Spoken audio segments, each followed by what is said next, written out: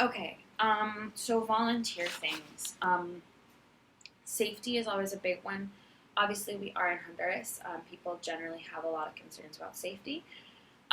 When you're in the house, just be aware of which doors are open. Make sure you're locking up before you go out. Definitely make sure you're locking up before you go to bed. Um, you live with Hondurans on the property, so the director's stepson lives in a house right by yours, as well as our third and fifth grade teacher. So, they tend to help keep an eye on the property and everything like that, but just make sure that you're taking care of your house and locking everything up. Um, Also, be aware of where your keys are. We've had volunteers who have left keys outside, and then those keys go missing, and then, at some point later, somebody opens the volunteer house. Um, so just be aware of where they are, make sure that they're in your bag, or, that you're just not leaving them out.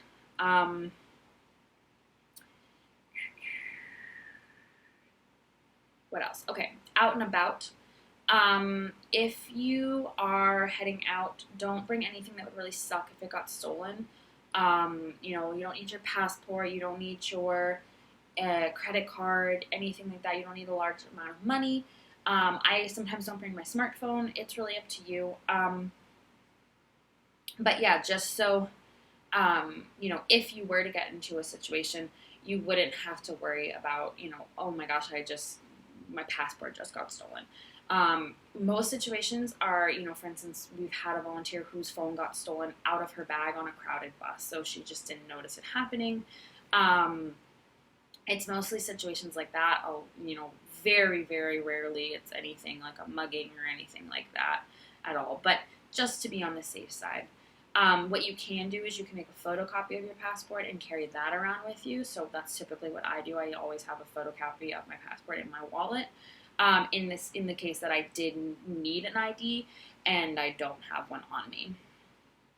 Um, Also, just let someone know where you're going and around when you'll be back. So if you're going to a student's house, just say, "Hey, I'm going to the student's house for dinner. I'll be back probably around 8 or 9." Um, just so that nobody's worried and that I'm not getting messages late at night saying, "Hey, this person isn't home yet," and we don't know where they are. I would say don't walk around alone after 9 p.m. A lot of times it's up to your comfort level, but usually after dark, people start thinking, okay, I probably don't want to be walking around alone. Um, if you are a male volunteer, I will ask you right now to please be helpful if a woman needs to go to the pulperia or wants to go somewhere after dark. Offer to go with her, offer to, just walk with her. And if you're a female volunteer, don't be afraid to ask a male volunteer to go with you. Even if you're just going to the pulperia, at night you might just feel safer, and it's usually a good idea just to take someone along with you. Um, if you go and you visit students, typically they will send you home with a moto taxi that they trust, or that they'll drive you home, or they'll walk home with you. But if you're not sure if it's the first time you're going over there, you can always just ask. Just, okay, well, if I'm coming over for dinner, like, how would I get home if it's too late for me to go by myself? Or again, ask if you can bring another volunteer with you so that you're going home together. Catcalling, so this is obviously much more for the female volunteers than the male volunteers, but unfortunately, catcalling is a very prominent part of Honduran society. It's a daily thing. As much as you would like to flip them off or say something to them, um, the best move is always just to keep your head up and just keep walking. What some volunteers do is they'll wear headphones when they're walking around by themselves, just so that they don't have to hear it, or wear headphones if you're worried about, if you want to be aware and know what's going on around you. Wearing headphones without anything playing, so that way you can pretend like you don't hear it. Um, yeah, if you don't speak Spanish, it's not that bad because you're not quite sure what they're saying. If you do speak Spanish, yeah, it can be pretty bad. Yeah, unfortunately, that is just something that happens here.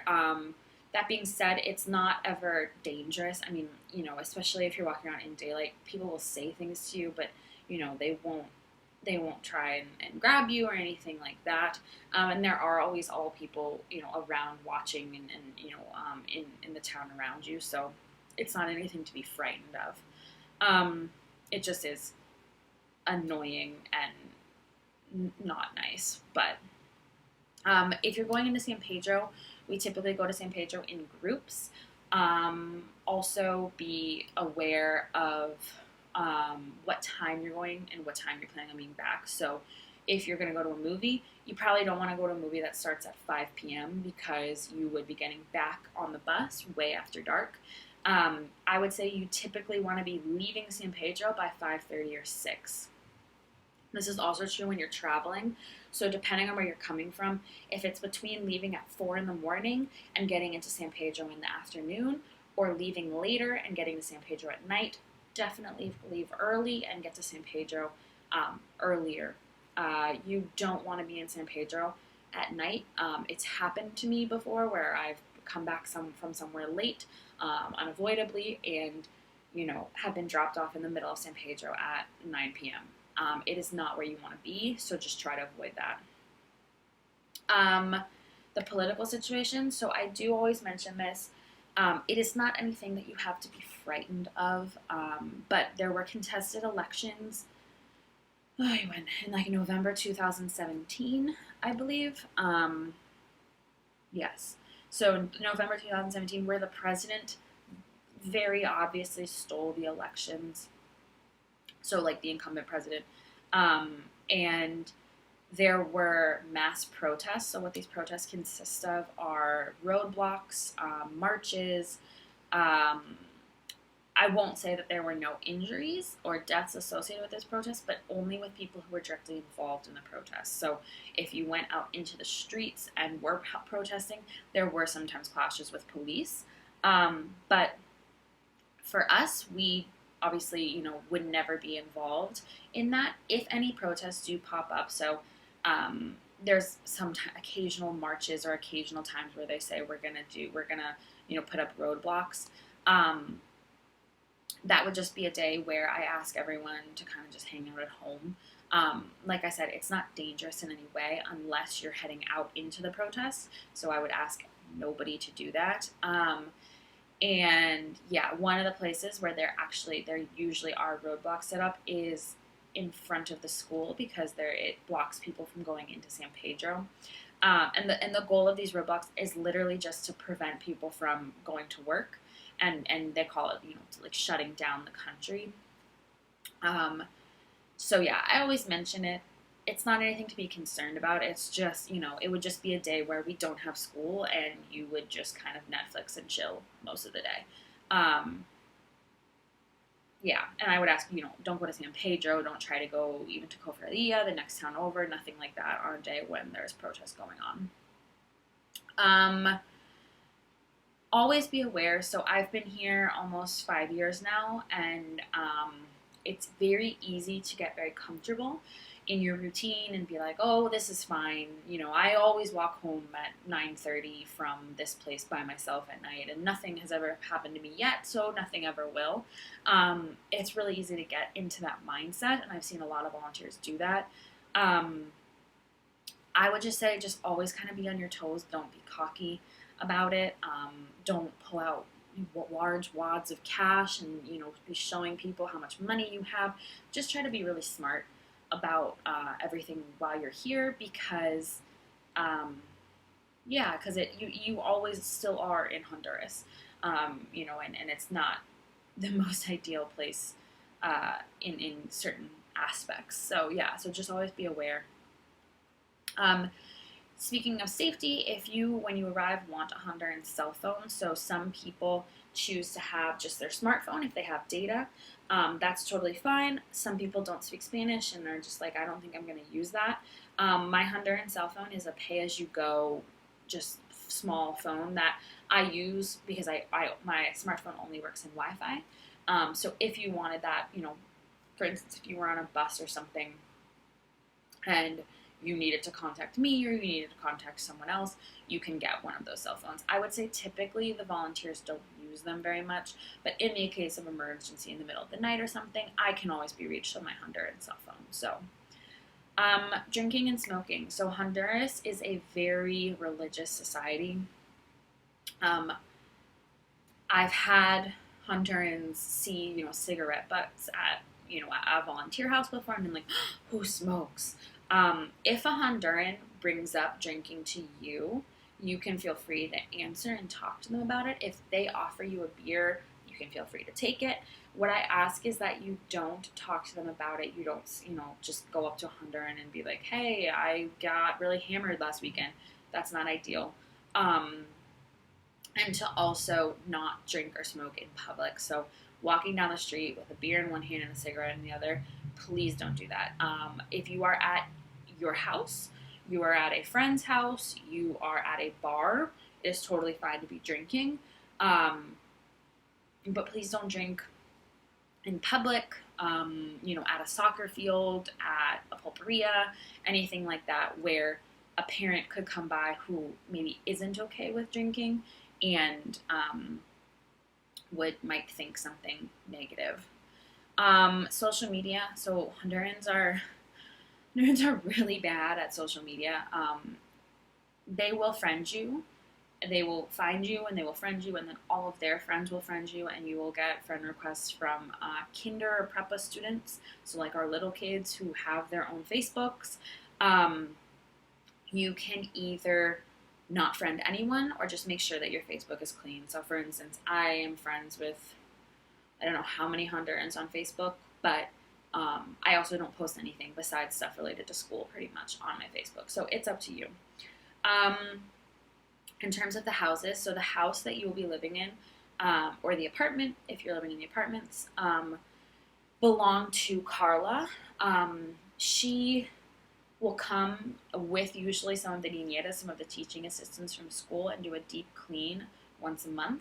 This is just to prevent things like mold from growing, and also for her to feel secure that the houses are being well cared for, because she owns them. It's not to invade your privacy. It is not to be checking up on you at all. It is just for her own peace of mind to make sure that things like they clean the window screens, and they wash the outdoor walls down and do things like that to prevent mold. So it really is something that just makes her feel better. Cleaning in general, in the past, volunteers have done a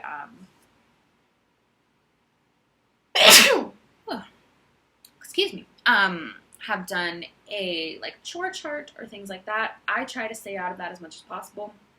But just be aware that Hondurans, cleaning is a big deal, and they take it very seriously. So the cleaner you can keep the house, the better. I understand usually, with between 7 and 9 people living there, it can get a little messy, and that's fine. But Hondurans do clean their houses 2 times a day, typically. So, just something to be aware of. Pets, if you're planning on adopting any pets, just let me know and we can talk about it. Visitors, just be aware of who you're letting in the house. We tend to have things that Hondurans do not have. So we all have smartphones typically, or computers, or tablets, and you never know who is coming over just to be friendly and who's coming over to kind of see, oh, well, what do they have in their house? So just be aware of that. The food, so we typically make the food list on Fridays, and this food is just for the volunteers. So if you're throwing a party or you're having a big dinner, that food should be purchased separately. And the food list is usually given either to me or to one of the volunteers who speak Spanish to translate. With the food list, ask for what you want, but try to be aware of what you can realistically eat. So, we've had cases where volunteers will ask for 40 tomatoes, and then the food will get dropped off the next week, and there will be rotting tomatoes. And that obviously is kind of upsetting to Carla, who buys the food, when she's kind of like, well, why am I, that's my money that is getting wasted. So she's happy to buy things that if you're going to eat them, but just be aware of, making sure that you're not asking for too much. things that you can't realistically eat in a week. Um, the same goes for the AC. So the apartments don't have air conditioning, which feel free to use your fan as much as you want in the apartments. For the AC units, Carla does pay for the electricity for the house, meaning that she just asks that you use the AC units within reason. So how Hondurans typically use AC is, because electricity is fairly expensive here, is that you turn it on to cool down the room, and then either use a fan or you just turn it back on as needed throughout the day or throughout the night. So just be aware of how much you're using it. Make sure you turn it off if you're ever leaving the room or you're leaving the house. Just don't use it more than necessary. The neighbors behind the house. So I mention this just because this is a family that some volunteers did choose to get very close to in the past, and there were problems with them asking for a lot of money and a lot of different things, and one child was on a scholarship, and they then would get upset that he wouldn't get money to go to the doctor with the scholarship. There was just some issues with things like that, so just be aware. And that it is also a household where there's sometimes lots of different men coming and going late at night and things like that. So it's just a family that, like I said, volunteers in the past have gotten close with them, and it hasn't been ideal. So just to be aware of that. Discipline issues with the volunteers. So I bring this up because I have to, because there have been discipline issues in the past. When I tell people about some of the discipline issues I've had, they're typically pretty surprised. But my biggest thing is, so when you arrive here, you will sign a contract. In the contract, it says no excessive drinking, no illegal drug use. There are different things that it says. My thing is, as long as you don't make what you do outside of school my problem, I will not make it my problem either. What I don't like to hear is, that volunteers are jumping off 30-foot cliffs or are trying to join fight clubs in San Pedro or just doing things to put themselves in harm's way. Basically, if anything were to happen to a volunteer, first, we would all obviously be very upset. And second of all, it would mean that our school, all the other schools in Cofradia and in the surrounding area, and it would even probably affect schools in all of Honduras, would have a much harder time getting volunteers. So your actions not only are affecting you, but they're also affecting the entire school and the entire, region potentially in terms of getting volunteers. So just be aware of that. Honduras is not a time to be, or a place to just be doing dangerous things. But that being said, as long as you're not damaging the school in any way, I don't typically butt in terms of, weekend activities or anything like that with the volunteers. If you don't make it my problem, I won't make it my problem either. As long, basically in general, as long as your focus is on the school and your priority here is on the school, it shouldn't be an issue. Again, I just have to say that because I've had issues in the past, and so, yeah. I do also like to talk a little bit about my job, just to explain a little bit what it is that I do. So I teach at Garden School. I am also the volunteer coordinator, which means that I recruit. I do teacher training, obviously. I check up on the volunteers. And I do interviews and all kinds of stuff like that. And then I also am vice principal, which means that I'm then dealing with the Hondurans issues, with Honduran staff. I'm dealing with parents, anything like that. On top of that, I also run the scholarship at Garden School, and then I also run a 35K scholarship program at my old school. I also work online, and then also try to have a life occasionally. So what that means is if you ever come up to me and try to talk to me about something and I am just kind of short with you or a little bit like, okay, it is not that I'm not interested. It's not that I don't want to hear what you have to say. it is probably just that I have 500 things running through my mind at that point. What I try to always do is just say, hey, I can't talk about this right now. Is there any way that we can sit down and talk about this tomorrow afternoon after school? So instead of just, like of setting up the time, it's easier sometimes if I can just be like, look, I can give you my full attention at this point, but right now I just can't. The other thing too is if you ask me to do something, you could definitely ask me in person, and then if you also want to just give it to me written down on a piece of paper or a post-it or whatever, the chances that I will remember and will actually do it are much higher. I do always have a notebook with a to-do list in it, but if something doesn't make it to the to-do list, a lot of times, just to be honest, I'm not going to remember to do it. And again, it's not because I don't care. It's just because sometimes, as I'm walking to the bathroom, I will run into 2 different people who ask me to do 3 different things each. And by the time I get back from the bathroom, I've remembered maybe 2 of them. So it just is really helpful for me, and then I can help you get things done quicker. The other thing to be aware of too is when you ask something from me that requires input from the volunteers, I have to go to the director, Carla, and ask her as well. And so Honduran timing is a little bit different than some of us might be used to. So I can ask Carla to do something, and I give it to her written down, and then, I am like, okay, well, that's off my to-do list. And then 3 days later, the volunteer will come back and say, hey, did this ever happen? And I'll go, okay, let me go back and talk to Carla. And Carla has completely forgotten to do it as well. So sometimes it isn't that I'm not doing, what you need me to be doing. It's that then I have to go to the Hondurans, and then there is a delay in that. So just, some patience in terms of certain things is really, really appreciated.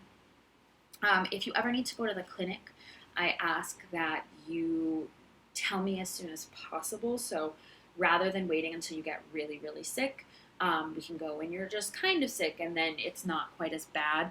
I know that it can be kind of awkward, especially if, you're new and we haven't known each other that long, to come up and say, hey, I'm having horrible diarrhea. Can you please take me to the clinic? There's nothing I haven't heard or seen at this point in 5 years.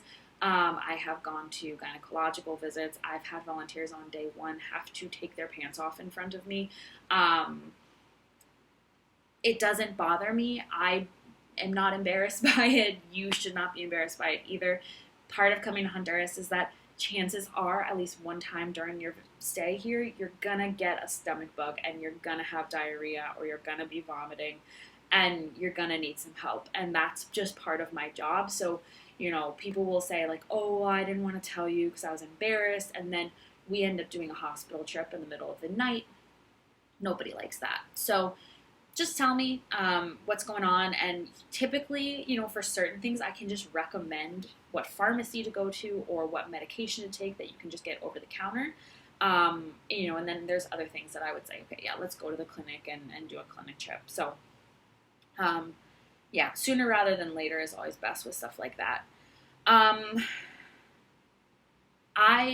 Part of my job is to make you as happy and comfortable as possible, and I am always, always happy to do that and trying to do that. But there are limits. I try not to get involved in issues in the household because I'm not anybody's mom. I haven't birthed anybody yet, and I don't really want to have any grown adults as children at this point. So, if there is something where you're seriously concerned or there's a serious issue, I can get involved if needed. But beyond that, in terms of like people not washing each other's or washing dishes and things like that, I would really prefer if everyone deals with that in the household. Again, you can feel free to bring it up to me if you want, or if you just need to vent and ask for advice on what to do, I can help. But yeah, I don't want to mother anybody. So yeah, you're an adult, everyone else in the house is an adult. It should be handled, like adults, ideally. I also like to just explain my management style a little bit. I don't enforce rules that I don't believe in. So, there's certain things. So, for instance, the idea that in Honduran society, all men should wear pants to be teachers because it's more professional. It is hot as shit here. There's no way I'm going to force, male volunteers to wear pants. That's crazy. So that being said, The rules that I do have are rules that are for a reason, and the number one reason that we have rules is for the safety of the kids. So, for instance, during lunch, we all have to sit in different areas because every time we haven't had volunteers observing those areas, there have been safety issues. Um, so I am a little bit anal about, people sitting in the right place for lunch. I'm a little bit anal about the books. We have a library of books in the office, and I know how much money it takes to get those down here. So there are certain things that I am kind of a stickler for. We don't have that many rules at school, and the ones that we do have, I just really need people to follow because yeah, because for instance, like if we're not sitting where we're supposed to be during lunch, it means that kids aren't being observed, and when the kids aren't observed, they do weird things. They violent things or sexual things or whatever. Kids unobserved it's just not a good thing, and so that's why I am such a stickler for the rules we do have. I also ask that you just speak directly to me if you have a problem with me about anything. Um, you know, a lot of times I hear about issues because, a volunteer tells another volunteer, and then that volunteer tells another volunteer, and then that volunteer tells me. I can't really directly address any issues you have if I don't hear about them from you. So, any issue you have, I'm happy to take on constructive criticism.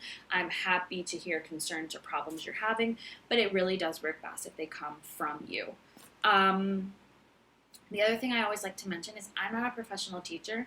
I started teaching when I got here 5 years ago, so there's a lot I don't know. I try to base all of the curriculums and most of this teacher training on teacher trainings of people who are smarter and better at things than I am. But I'm always open to ideas. The only reason that I sometimes would maybe shut ideas down is if there's some sort of cultural difference that you might not be aware of. So I've had people be like, well, why don't we raise money and get smart boards for every classroom? That would be great. But when you live in a country where the power is out probably at least 2 or 3 times a month, that would be 2 or 3 days that you can't use the smart board, and so then you don't have a board in the classroom. So things like that, like that would be the only reason why I wouldn't be open to certain ideas. The other thing is when I do have time and when I'm not covering classes, I like to drop in on classes. This isn't to make you uncomfortable. This isn't to tell you everything you're doing wrong. This isn't to upset you in any way. It is just so that I know what's going on in the classroom. So if a parent comes in and says, well, I don't even know what my kid is learning, I can tell them. I can say, oh, well, this grade, they were just working on this, and like this is an activity they did, things like that. And then it's also so that I can see if there's anything I can help with. So if I notice you're having a specific discipline problem with one kid, I can say, hey, last year's volunteer tried this with this kid and it worked really well. Or if there's anything that I see that someone's doing really well, I can tell everyone else, like, hey, this is a really cool idea for an activity. Everyone should try that. So that would be the idea of dropping in on classes. Okay. So the next thing I want to talk about is behavior with students. Here it can be a little bit interesting because you live in the same neighborhood and area as a lot of the students. So sometimes you become friends with students outside of school. That's great. That's totally fine. You need to make sure that there is always that boundary between teacher and friend, though. Just be, aware that, for instance, it's never appropriate to talk to a student about your sex life. It's never appropriate to talk to students about past drug use, anything like that, because those are things that, a teacher should never be talking to a student about, and whether you're talking to them inside or outside of school, you are still first and foremost their teacher. Avoid any alone time with students in the classroom. We have cameras in each classroom, just in case of any incidents or anything, so that we can show parents this is what happened, or if anything were to happen, a student were to accuse this teacher of anything, we can show that there's no, that we can show video evidence that nothing happened. So it's more to protect you than anything else. But just be aware of being in the classroom alone with any student in case they were to accuse you of anything. We don't do physical discipline of any kind. If you see any physical discipline happening at school, let me know that as soon as possible. If you have any issues with parents, a lot of times parents will come in and they want to yell at someone. It's better me than you, so just feel to bring them straight into the office. Even if you speak Spanish, you don't have to deal with an angry parent on your own. I don't deal with an angry parent on my own. I go into Carla's office with the parent even, so that there are at least two people present, because sometimes dealing with those parents, the issue can escalate really quickly. So, you just want to be aware of that. Playing with the kids is fine, but don't encourage any dangerous behavior. And yeah, in general, there should be boundaries inside and outside of school. For recreo and lunch, recreo is just morning recess. We are not responsible for the students at that time. That is the Hondurans. During lunch, most of the Hondurans leave at noon to go teach at other schools. So we are pretty much alone at school during lunch. So we are responsible for the kids' safety during lunch. So there is a schedule in the office of where to be sitting. There's the low field, the mid field, the upper field, and then there's also detention, and then one free day.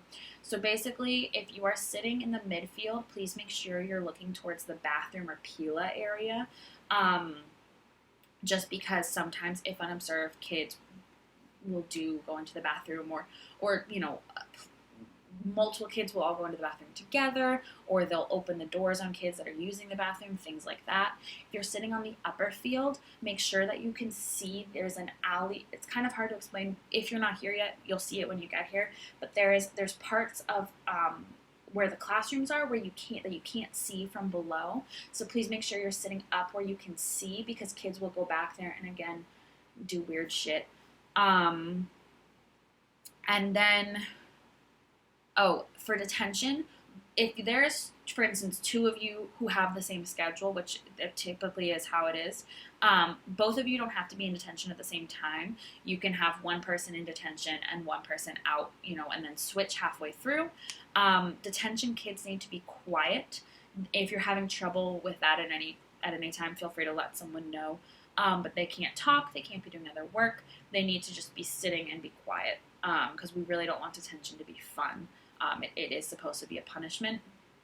If you have a free day, that doesn't unfortunately mean that you can just go in the office and hang out in front of the fan.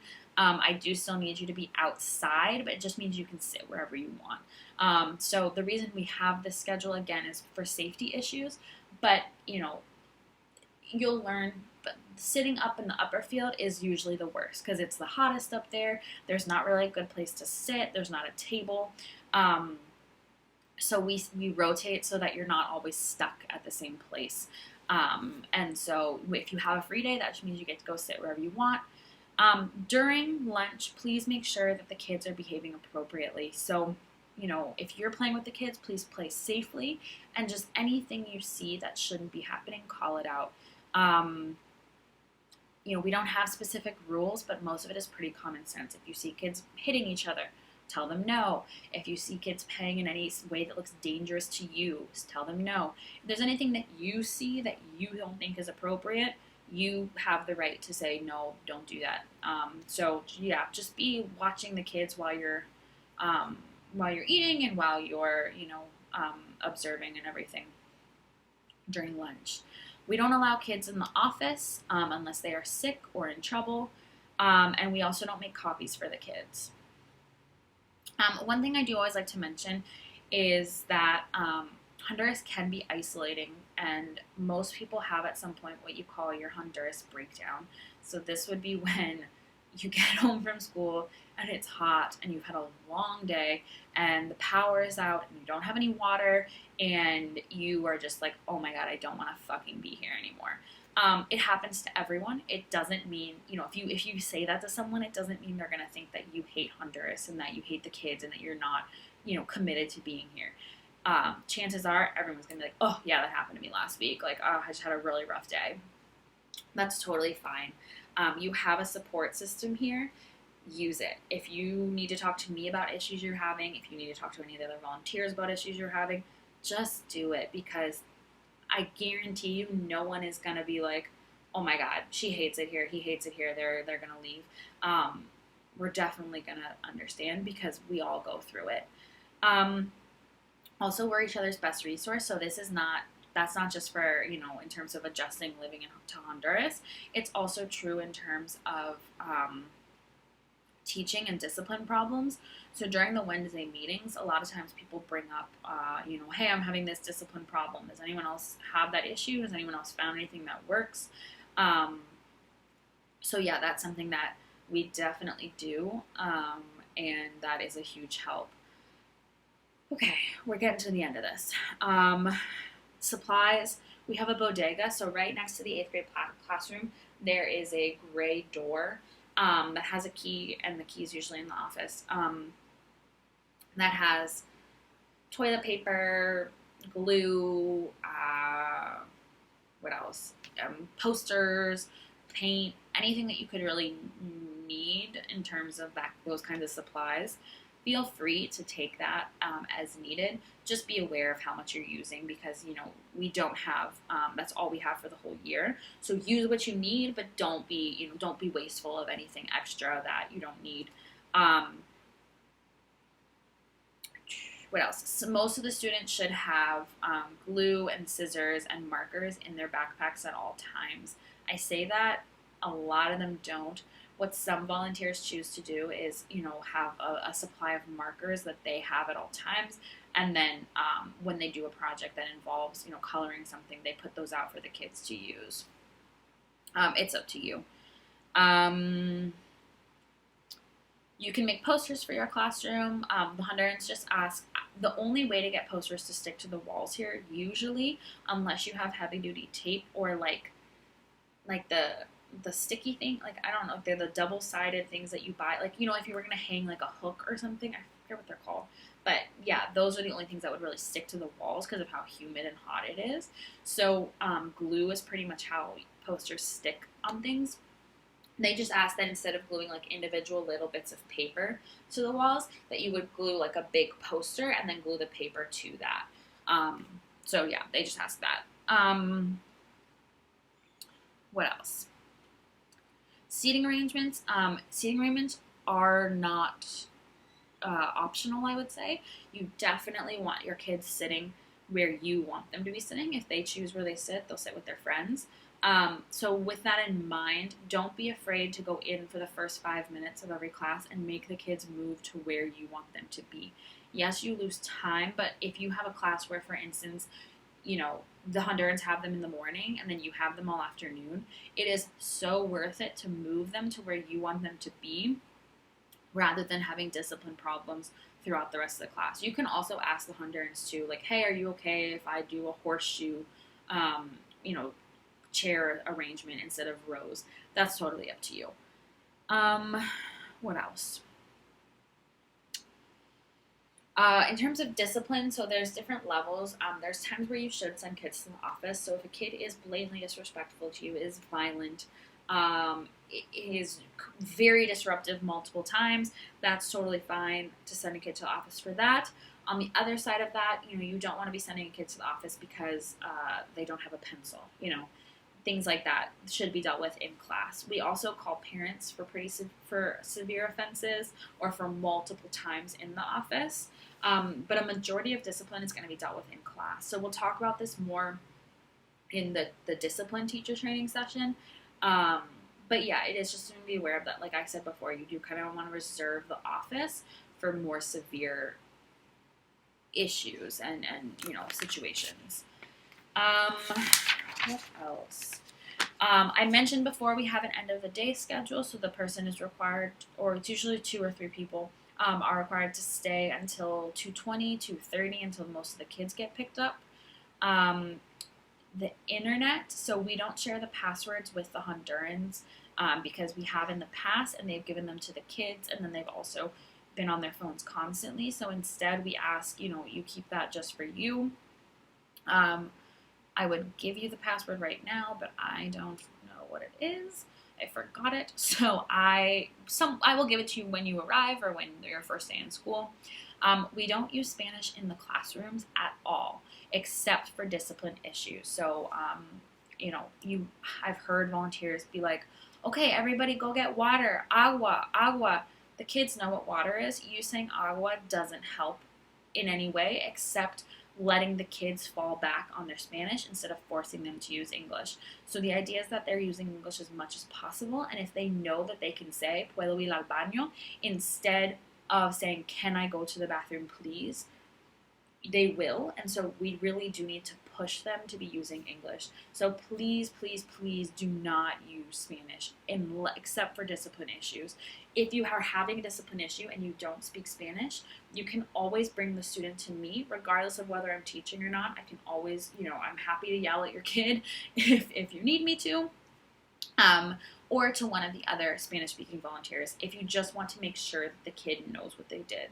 That's why we do discipline sometimes in Spanish, so that the kid really understands why they're being punished. We do Saturday classes from 10 to 12. This started for the students who are new to the school this year, so they missed an entire year of bilingual education. And so as sort of to get them leveled with the rest of the kids, we started doing these Saturday classes, and now it's become where teachers have asked students who are behind to come as well. They kind of work as a tutoring class, and we charge 75 lempiras for this. It's optional if you want to charge or not. For instance, there are some kids who really need the classes who can't pay for them, who a lot of the volunteers have just said it's okay, just come anyway, it's not a big deal. These Saturday classes are optional, so if you don't want to participate in them, you don't have to. If you do, you're more than welcome to. Parties, if you want to have a large party like with your students or something like that, we just ask that you do it at school rather than at the house. I was talking about with having too many visitors and people in and out of the house, it's just not a good idea. So if you ever want to do something like that, we can do it at school, and Carla and I could be there just to make sure that everything, in case anything were to happen, that, we have someone in charge there. Your contract, so on your contract it asks for a length of stay. Typically this is, for a lot of people it's 3 months. Other people have already decided to say 6 to 10. What I ask is, if you have to leave early for any reason, please let me know as soon as possible. And the same goes for if you decide to extend your stay and you want to stay longer. When you leave suddenly, typically we don't have a teacher to replace you. So, obviously there's situations where, you have to go home for some reason and you can't control it. That's fine. But if it is a choice, leaving and leaving your kids without a teacher, it only hurts them, and then it also is not ideal for the rest of the volunteers who have to cover your classes and kind of pick up the slack. So as much time in advance as you can let me know of your travel plans, the better, so that I can also be prepared. Same goes for you if you decide to extend your stay, so that way I don't accidentally hire more volunteers than we have room for, because you told me that you were leaving, for instance, in July, and then you're like, oh no, I'm staying until September, and I'm like, okay, well, I've already hired someone for that time frame. So just communicate with me about any travel plans or anything like that, and it makes everything go a lot smoother. That's all I have for the administrative and rules and kind of section. I will make all of these into, all the rest of them, just the section, so we'll do one just on differentiation and things like that. So this is the longest one, and it's kind of hard to get through, I know. But the others are definitely shorter and are definitely easier to get through. So thank you for paying attention to this. And like I said, any questions you had about anything that I said, we'll have a sit down and go over your contract and everything like that, and you can feel free to ask me then. Great. All right. Thanks.